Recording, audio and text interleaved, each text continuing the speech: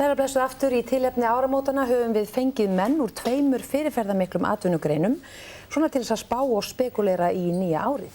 Já, þetta eru þeir Finnur Árnason, framkvæmdastjóri Hagkaups og Þorsteinn Már Baldvinsson, forstjóri Samherja og við byrjum fyrir norðan. Þorsteinn, vísitala sjávarútvegs hækkaði einhver 16% á verðbréfaþingi núna á síðasta ári.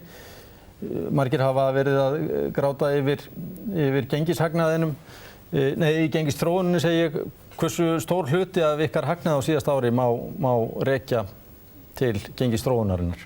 Ég held að afurðaverð það hefur haldist í stað eða hækkað í erlendri mynt og þannig að það er svona þessi gengismunur sem að skila sér til okkar.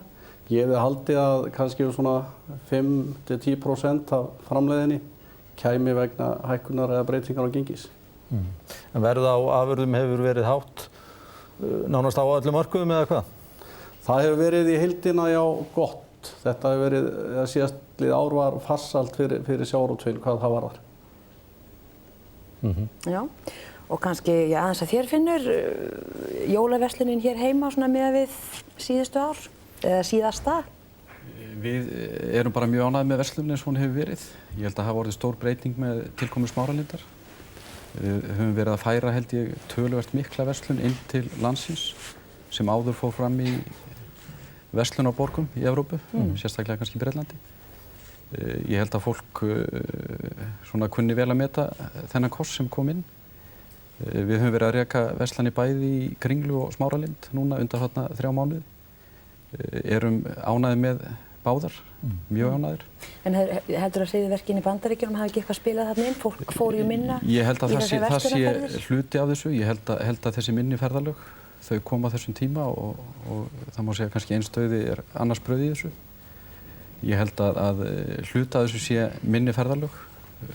Hluti af þessu eru betri valkostir fyrir okkar neytendur.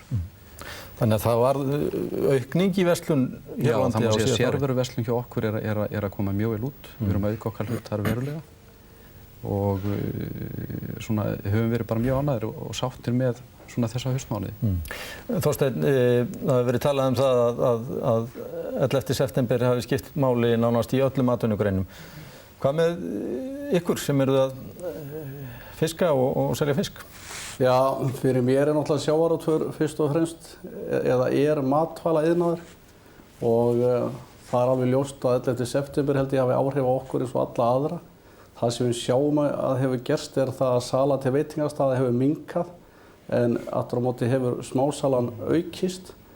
Þannig að í heildina virðist ekki hafa orðið samdráttur ennþá í sölu á sjávarafurðum. Það er bara tilfærsla á tekjum þá eða eitthvað? Já, eins og segið, það er að vísu veitingastaða kannski hlutinn betur borgandi markaður en aftur á móti hefur orðið aukning í smásölunni þannig að ég held að við getum verið mjög vel við unnað. Þið eruð að byrja að nota svona fjölveiðiskip sem að geta bæði fiskað, uppsjávarfiska og einnig botnfiskinn. Skiptir það miklu máli í ykkar rekstri að kannski auka fjölda þessara skipa? Já, það sem að þetta er náttúrulega tilraun á Samherja hálfu sem að við fórum út í og það er að segja með byggingu á fjölveiðiskipinu Vilhelmi Þorsteinssyni. Sú tilraun hún tókst mjög vel. Okkur tókst að framleiða á síðustu 7 mánuði ársins afurðir borð í skipinu fyrir 1100 milljónir króna og stór hluti af því eða rúmlega helminginn framleiddum við í norsku lögsögunni eða langt norður í Barentshafi. Ég held að þetta sé komið til með að vera og hluti af flota okkar, allavega Samherja, hann verður blandaður. Það er að segja að það verða fjölveiðiskip og það verða fiskiskip og það verða ísfiskskip. Og er það á teikniborðinu nú þegar að fjölga þessum fjölveiðiskipum? Já, við tókum þá stóru ákvörðun í lok árs Samherja að selja okkar ágæta skip Baldvin Þorsteinsson á landi og taka inn skip sem að heitir í dag Hannover og hét áður Guðbjörgin. Við ætlum að fara með þetta skip til Lettlands á næstu vikum og lengja það þar og breyta því í skip sem eru svipað á Vilhelm. Það getur. aðeins heim Finnur. Þórólfur hjá Tali var að spá fækkun símafyrirtækja og það orðið fækkun á ferðaskrifstofum. Áttu von á því að það verði fækkun í matvöruverslunum á næsta ári eða horfir svona fram á við? Það má segja að það hefur orðin aðeins grísjun núna undanfarna mánuði. Það er búið að loka þarna 10-11 verslunum. Ég held að menn séu stöðugt að leita leiða til að hagræða, þó við sjáum ekki fyrir kannski akkurat í dag hvað gerist næstu mánuði. En ég held að svona ef við náum stöðuleika og svona vaxtastig í landinu verður þolanlegt, ástand á vinnumarkaði gott. Ég held að svona samtök atvinnulífsins og ASÍ hafi svona stigið stórt skref í það að gefa okkur von svona betri tíma.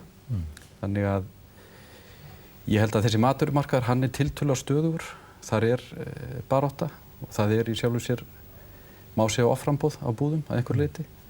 Þannig að ég vil ekki gerast mikill spámaður í því hvort það verður mikil fækkun eða ekki. En mikil barátta? Já, það það.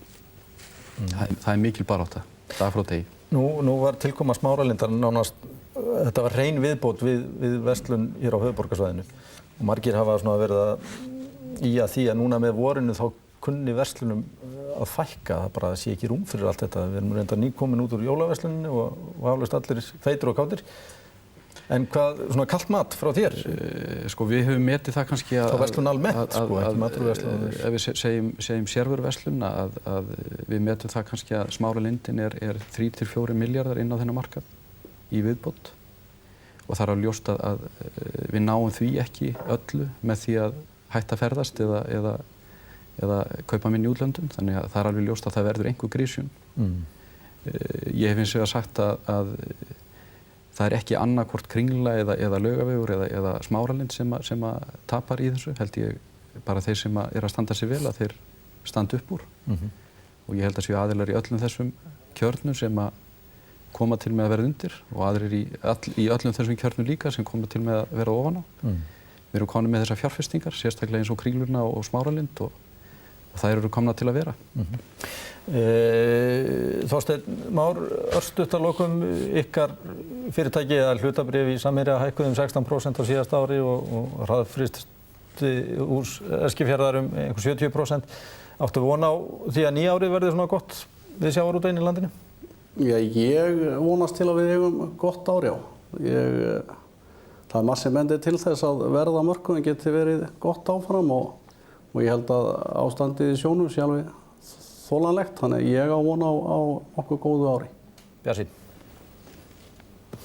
Bjartsýnn fyrir norðan og við þakkum honum kærlega fyrir og eins þér, Finnur Árnason. Já.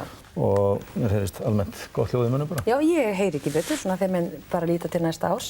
Á Íslandi líta menn kannski ekkert mikið lengra oft en það, en við skulum aðeins að snúa okkur að bókmenntunum. Nýjasta bók Ólafs Jóhanns Ólafssonar, Höll minninganna, var söluhæsta bókin fyrir þessi jól, en hún seldist í 18.000 eintökum sem nýtt Íslandsmet. Og þetta þýðir að Höll minninganna hefur verið jólapakka á 5. hverju heimili í landinu. Já, en það margt annað merkilegt í pottunum hjá Ólafi Jóhanni eins og til dæmis uppfærsla á leikritum á West End í London og í Þjóðleikhúsinu ég heima í marsmánuði. Já, og kannski ef þú fræður okkur aðeins þessi verkefni. Velkomin til okkar. Takk fyrir. Já, ég að fara til London núna á mánudaginn, þar sem verið að setja upp Sniglaveisluna í Lyric leikhúsinu þar á Shaftesbury Avenue. West End og þar fara æfingar í gangi í næstu viku og frumsýning 18. febrúar. Svo það verður gaman að stússa í því svolítið. Þar ég man nú ekki namnið á hann, en þar fer með hvað aðalhlutverk eða allavega stórt hlutverk þekktur breskur leikari sem hefur reyndar ekki leikið á sviði í Bretlandi í einhver 20-30 ár. Nei, það er David Warner sem að menn kannast nú örugglega við leið og sjá andlitið því að hann hefur leikið í svona 150 bíómyndum síðustu 30 ár. Titanic þar á meðal? Jú. Og var svona álitinn arftæki Laurence Olivier á Royal Shakespeare Company svona seint á 7. áratuginum, lék frægan Hamlet og hvarf síðan í burtu og hefur ekki stigið á sviði í London í 30 ár og þetta fór á Broadway í fyrsta skipti núna á sviði á síðasta ári. Það hafði ekki komið þar í 30 ár heldur. Svo þetta svona hans endurkoma til London eftir allan þennan tíma. Einhver ástæða fyrir því að hann snýr tilbaka og fer að leika í leikriti eftir þig? Já, ástæðan var svo að framleiðandi þessa leikrits sem heitir Fred Solo hefur framleitt mjög mikið. Hann hafði augastað á að fá David Warner í eitthvað sem hann var í viðriðin og hafði samband við hann leið og hann ákvað að setja Sniglaversluna og vann að lesa handritið. Og þetta aðalhlutverk nú mikið svona, það er sjónarspil fyrir góðan leikara. Hann er á sviðinu allan tíman ásamt öðrunum. En það er mikið í munni og eitthvað hefur kallinu þótt hann geta spriklað. Já, þetta er bitastætt hlutverk. En að hinu sem á frumsýningu hér heima í mars, Rakarinn. Þetta er Rakstur. Rakstur? Já, Rakstur gerist á Rakarastofu í Reykjavík 1969. Vikuna þegar menn fóru til Tungsins í fyrsta skipti. Og þetta var nú engin gósentíð hjá rökkurum. Ég man það sjálfur þegar pabbi var að draga mig til Rakar á þessum árum nauðugan viljugan. Já, enginn vildi láta klippa sig. Nei, og maður setti húa á sig því að það var alltaf tekið á mikið. En þetta fer upp í Þjóðleikhúsinu, byrja að æfa í byrjun febrúar þar. Viðar Eggertsson leikstýrir. Og þarna verða í hlutverkum menn eins og Sigur Jónsson, Friðrik Friðriksson, Gunnar Eyjólfsson og fleiri. Annarkvort ýmist að raka eða láta raka sig. Glænýtt verk sem sé. New York Times hefur, á 4. á síðasta ári þá mæltu þeir með bókinni þinni Slóð fiðrildanna og nú standa yfir samningaviðræður við ekki minni mann en Harold Pinter að skrifa kvikmyndahandrit upp úr bókinni. Já, hann las bókin og lýsti yfir áhuga að semja kvikmyndahandrit og þeir hafa núna verið að semja við agent hans, framleiðendurnir sem er Sigurjón Sighvatsson reyndara og Anne-Marie McKay. Svo það er í gangi. Hvenær og hvaða líkur eru á því að þessi saga endi á hvíta tjaldinu? Maður veit nú aldrei svona hluti í Hollywood, þeir geta farið á alla vegu. En þetta er komið á góðan skrið og þeir eru að púsla saman leikstjóra núna og handritahöfundi og farnir að svona velta því fyrir sér hverjir getur leikið í þessu, svo þetta er virðist nú að vera komið svona á sæmilegan skrið. Nú eins og sagði hér í upphafi þá seldist bókin þín fyrir þessi jól ákaflega vel. Svona hvernig var að skrifa þessa bók? Var það erfitt? Já, þetta var bók sem maður þurfti svolítið svona ganga nærri sér, svona kannski að einhverju leyti. Þetta eru mann sem hverfur fjölskyldu sinni og lætur sig gufa upp. Og maður það svona, það er sagt að leikarar þurfa að bregða sér í ýmis hlutverk þegar þeir fara á svið og kafa aðeins inn í sig. Ég held að höfundar þurfa að gera það líka. Maður er með sögupersónur í kollinum í mörg ár og þær eru með manni hvern einasta dag. Og einhver tíman verður einhver samhljómur milli þess sem maður er sjálfur að hugsa og þess sem sögupersonan hugsar.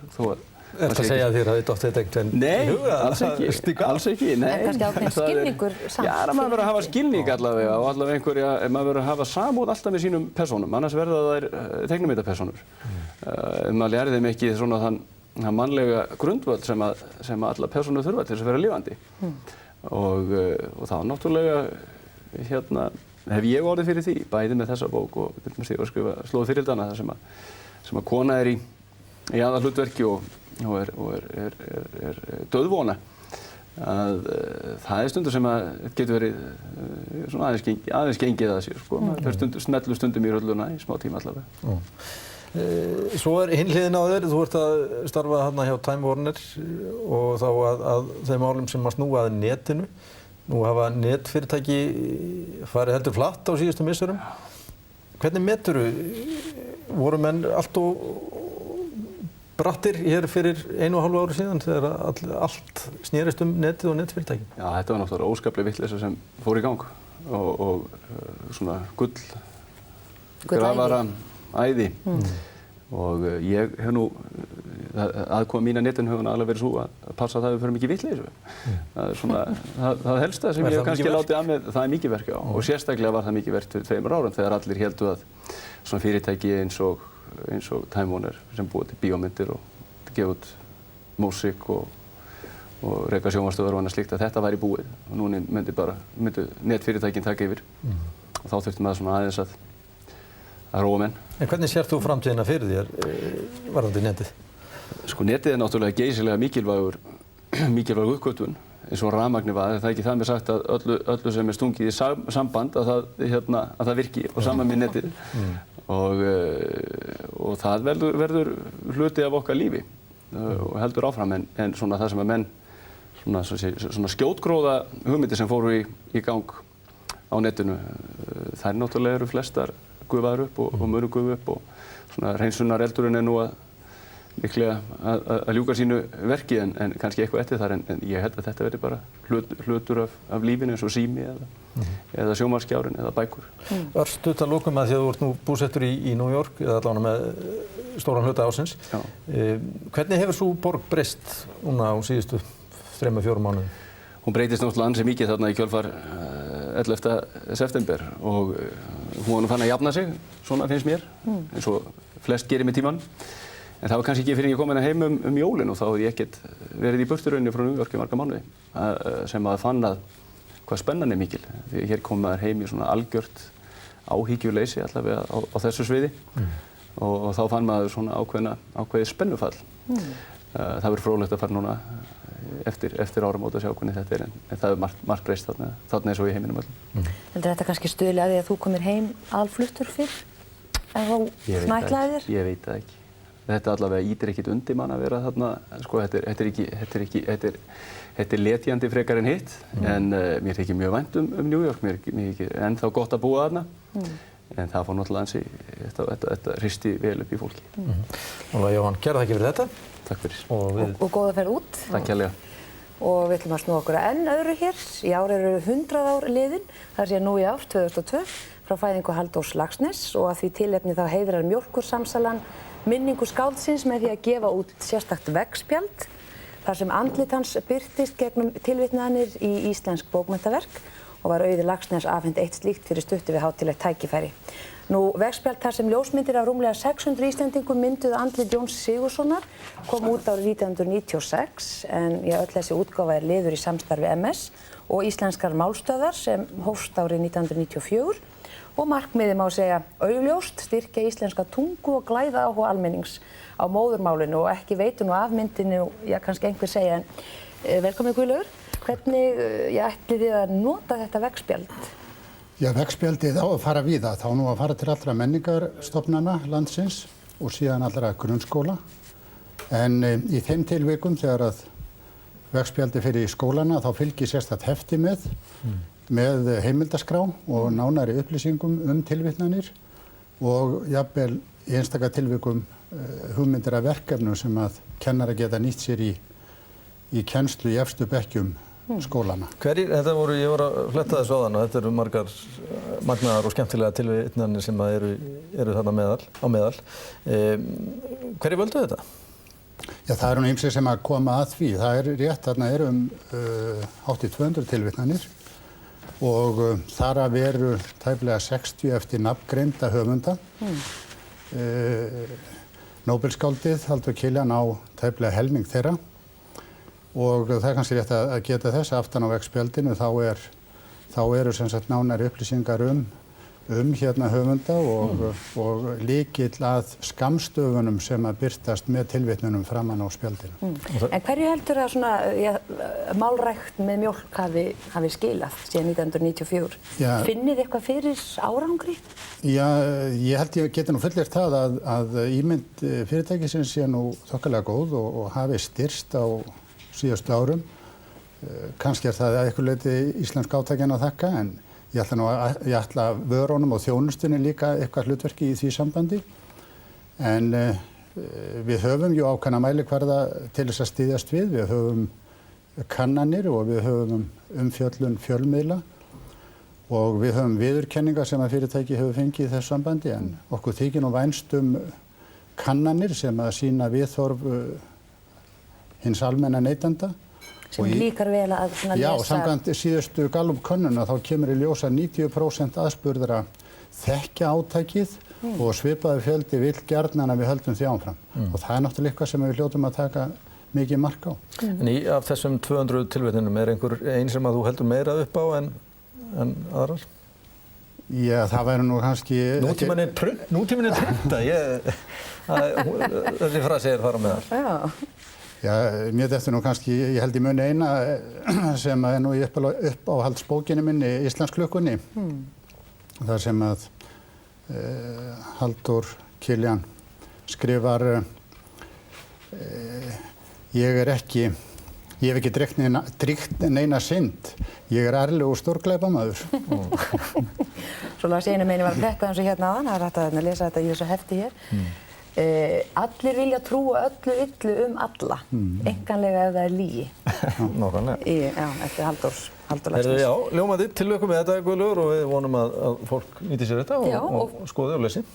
Kæra þakki fyrir komuna. Takk sem leiðis. Og við snúum okkur að íþróttunum, Snorri. Já, bara beint í sportið, það kemur að Leeds hérna eftir smástund. Snorri getur varla beðið. Ég veit það. En við ætlum að byrja á handboltalandsliðinu, en Guðmundur Guðmundsson, landsliðsþjálfari í handknattleik, valdi í dag leikmannahópinn sem æfir fyrir Evrópumótið sem hefst í Svíþjóð 25. janúar. Guðjón Guðmundsson.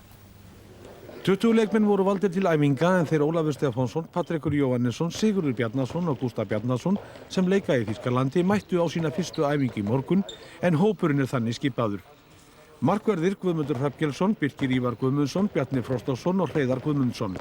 Horna og línumenn Guðjón Valur Sigurðsson, Gústaf Bjarnason, Einar Örn Jónsson, Sigfús Sigurðsson, Róbert Gunnarsson, Róbert Sighvatsson, útileikmenn Dagur Sigurðsson, Gunnar Berg Viktorsson, Rúnar Sigtryggsson, Snorri Steinn Guðjónsson, Aron Kristjánsson, Ragnar Óskarsson, Halldór Ingólfsson, Sigurður Bjarnason, Patrekur Jóhannesson og Ólafur Stefánsson. Guðmundur, þú heldur einu sæti opnu, hvers vegna? Það er vegna þess að ég var með Gylfa Gylfason inn í hópnu núna fyrir pólverjuleikina. Hann meiddist þarna á síðustu stundu og ég raunum var alltaf að gefa því tíma fram yfir helgi hvernig honum reiðir af, en ég er þá með eina stöðu sem sé hægri hornamannastöðu sem ég held opinu fram yfir helgi. Næstu helgi leikur íslenska liðið á sterku móti í Noregi ásamt Norðmönnum, Egyptum og Króötum. En landsliðsþjálfarinn segir að eftir þá leiki liggi fyrir hvar liðið standi. Já, ég held að það segja okkur mjög mikið um það hvar við stöndum, þó svo að undirbúningurinn núna með þennan endanlega hóp sé mjög skammur, þar sem ég hef í raun og veru bara 2 daga fyrir mótið, að þá held ég samt sem áður að við fáum svolítið að sjá hvar við stöndum gagnvart þessum sterku þjóðum sem við erum að leika við. Já, og íslenska knattspyrnulandsliðinu sem mætir Kúveit og Sádi-Arabíu í byrjun janúar hefur enn verið breytt. Brynjar Björn Gunnarsson er frá vegna meiðsla en andstæðingur hans í ensku annarri deildinni kemur inn í hópinn í hans stað. Brynjar Björn Gunnarsson, leikmaður Stók, er meiddur og hefur dregið sig út úr leikmannahópnum. Í stað Brynjar, sem verður væntanlega frá í 6 til 8 vikur, kemur Ívar Ingimarsson, leikmaður Brentford, en hann getur aðeins leikinn gegn Kúveit í Óman 8. janúar, en fékk sig ekki lausan gegn Sátum þann 5. Leeds United komst í gærkvöld á toppinn í ensku úrvalsdeildinni í knattspyrnu hefur 2 stiga forskot á Arsenal og Newcastle, en Newcastle heimsækir einmitt Manchester United í beinni útsendingu á Sýn í kvöld.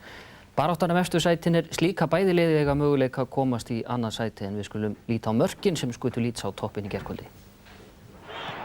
Og Mills, laglega spilað og hvað verður þessu bolti fyrir og glæsilegt mark. Frábært mark hjá Leeds United og það er Viduka sem skorar. Frábær sókn hjá Leeds. Ekki fengið mikið að sjá til Sinclairs, hér kemur Danny Mills að segur, Winterburn til varnar, ágætt í sending fyrir Óskalli! Glæsilega gert Viduka aftur! 6 mínútur búnar, 2-0 fyrir Leeds og þetta er frábær byrjun á Leedsurum. Býtum við, hvað ætlar Leeds að gera hér? Og hér er Bogi nærri til að fara í gegn og Fowler, og Robbie Fowler er búinn að skora. Robbie Fowler er búinn að skora 3. markið, 7. mark sitt fyrir Leeds United. Og hér flautar Steve Dunn, dómari til leiksloka. Úrslitin í þessum leik eru ráðin. Eftir leikinn á nýársdag er Liverpool í 4. sæti í deildinni með 38 stig. Liverpool tók á móti Bolton á Anfield og það var Steven Gerrard sem skoraði fyrsta markið á 50. mínútu og héldu nú margir að Liverpool myndi láta kné fylgja kvíði. En aldeilis ekki. Leikmenn Bolton voru baráttuglaðir og þeir náðu að jafna leikinn á 78. mínútu. Það gerði Kevin Nolan og úrslitin á Anfield, Liverpool 1, Bolton Wanderers 1. Det var vel ikke noe småtteri. Þetta er gleðin mikil, það er Robbie Fowler að koma sterkur þarna inn, það er hérna grátandi Liverpool-mönnum alla sveitir. Hann verður maðurinn sem skiptir sköpum með vor. Já, er það ekki? Já, getur bara. Kannski rétt að minna líka á Heklusporti í kvöld, við ætlum aðeins að kíkja á Eið Smára í Heklusportinu því að hann skoraði 5 mörk núna í desember. Hann skoraði 5 mörk líka í desember á síðasta ári og það verður smá svona jólaeyður, desembermörkin síðustu 2 árin, meðal annars. Hvað mál? Eyður jólanna. Já. Og annað, Siggi Hall, einn af okkar peyjum, hann ætlar að taka á móti nýja ári með brosi á vör og býður upp á kappleikinn 1, 2 og elda klukkan 7:30 í kvöld og það má enginn missa þessu. Nei, Ari Trausti býður upp á veðurfréttir hér rétt á eftir og síðan fáum við yfirleitt fréttaðin við okkar stað annað kvöld. Já, verið sæl blessu og þá ætlum við að spá í nýtt ár.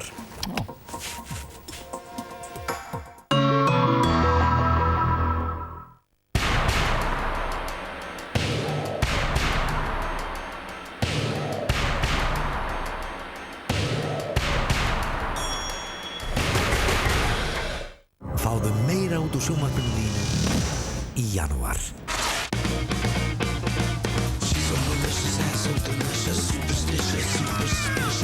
A bad day! I'm having the worst damn day of my whole damn life!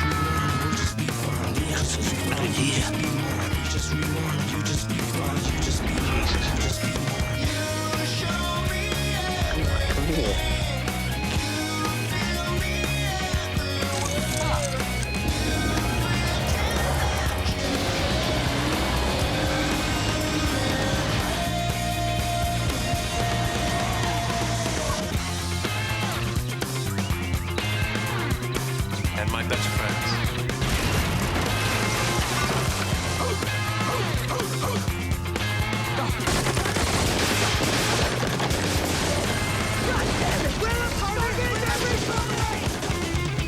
Tryggður áskrift í janúar. Gleðileg jól. Tal.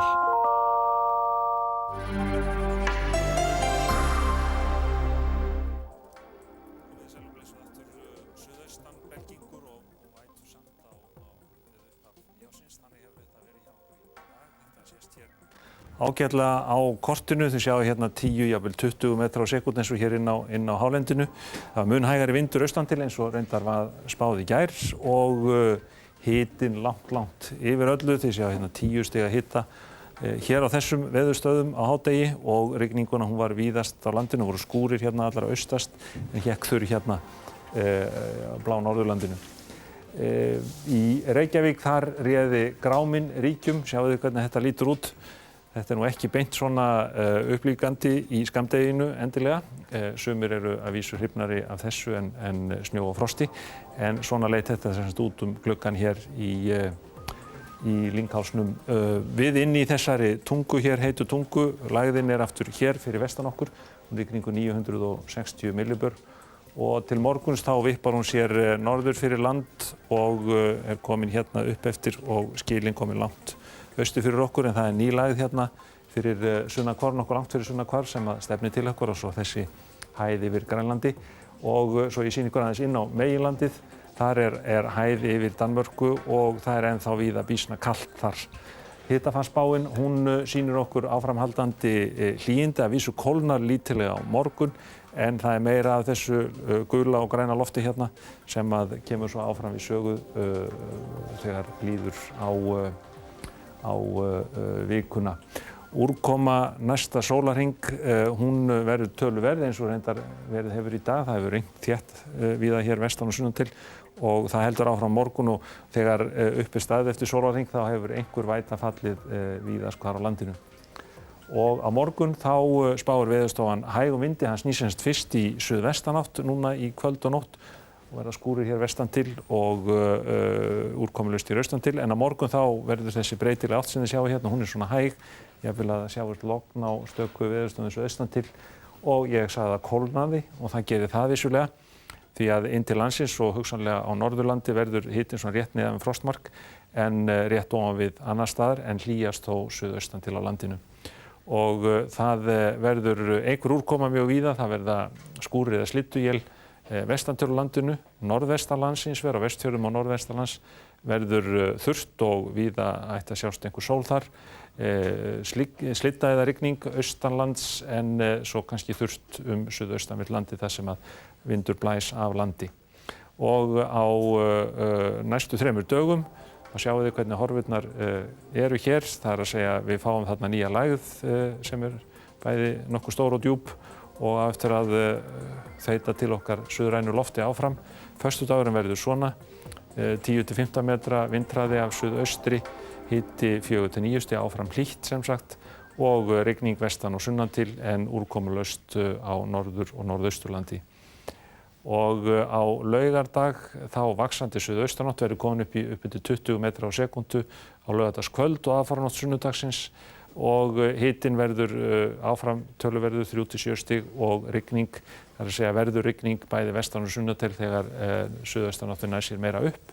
En svona lítur þetta út svona það byrja hádegi þennan dag með svolítið úrkomu víða land, síst og norðaustan til og svo kem ég hérna með sunnudag, mánudag og þriðjudag og þá áfram suðlægar áttir og fremur milt veður á öllu landinu og vætusamt á þess að ég tilgreini það nú mjög svo nánar. Þannig að þegar þetta allt dregið saman þá byrjar þessi janúar með miklum hlýjundum og kannski fer það svo að þetta ár verði snjólítið eða milt eins og undanfarið ár og eins og þið heyrðu þarna Magnúsi Jónssoni veðurstofustjóra þá eru þetta orðin 10 ár á heimsvísu þar sem hitinn hefur hækkað meira eða minna jafnt og þétt. Síðan þetta gott að veðri, verið blessuð. Gleðilegt nýtt ár. Tal. Og við rifjum loks upp helstu fréttir okkar í kvöld. Forstjóri TTSC áður Tele Danmark útilokar ekki að íslenskum fjárfestum verði boðið að fjárfesta í Landssímanum. Við sögum frá því að Jón Baldvin Hannibalsson opnar fyrir möguleika á að hann snúi aftur í íslenska pólitík. Forsvarsmenn Tals HF telja að Landssíminn misnoti enn markaðsráðandi stöðu sína, Samkeppnisstofnun skoða málið. Fyrsti maðurinn sem leiddur upp fyrir dómstóla vegna hryðjuverka árásanna í Bandaríkjunum lýsti yfir sakleysi sínu í dag. Og 2 ævintýramyndir byggðar á skáldsögum að slá öll aðsóknarmet í bíóhúsum hér á landi. Svo ekki okkur í kvöld. Fréttir eftir hvaðlaust fyrir 9 og 10 í kvöld og síðan á Bylgjunni og Stöð 2 reyndar. Klukkan 7 í fyrramálið. Og við kveðjum hér með. Verið sæl. Verið sæl.